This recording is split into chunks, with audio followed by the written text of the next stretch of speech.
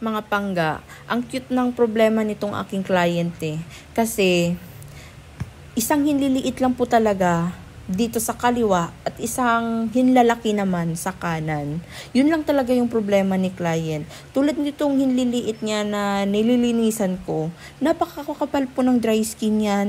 Ang kapal po, ilang layer po ng cut yung pagkat ko ng dry skin dyan. Siguro dahil po sa araw-araw siya nagsasapatos, tapos medyo mahaba-haba yung kanyang nilalakad.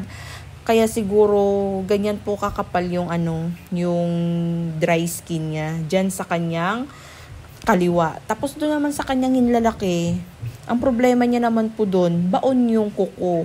Yun po talaga lagi-laging problema niya, yung kuko pag tumutubo as in nakabaon. Kaya nung nilinis ko nga yung kanyang hinlalaki, parang may bakat pa ng sugat na galing po sa maga.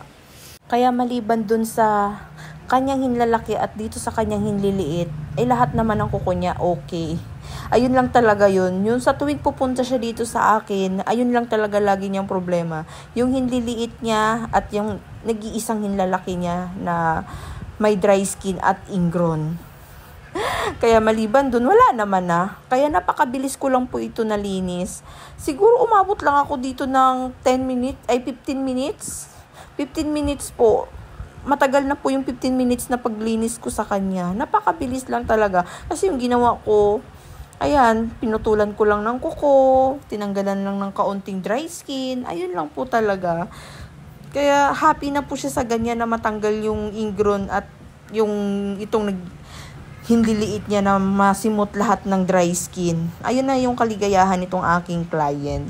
Ayun lang mga pangga ko. At sa maliligaw po dito na hindi pa po nakapalo sa Pangga Nail Salon, please follow nyo po yung Pangga Nail Salon.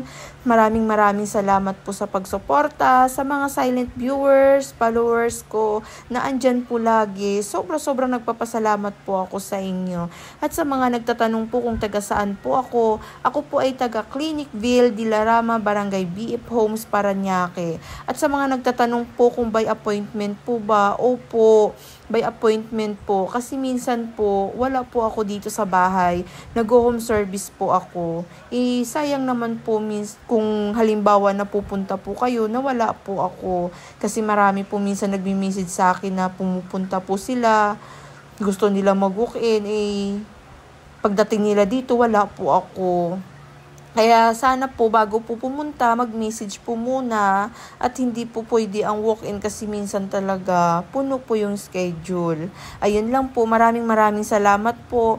At sa mga hindi ko po nare-replyan agad sa message, sana mahabaan nyo pa po yung pasensya nyo at pag-unawa. Sinisikap ko po ma-replyan po kayo agad. Pero nagkakataon lang po minsan na sobrang busy po talaga.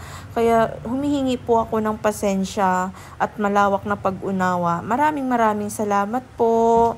At mag-iingat po kayo lagi. God bless.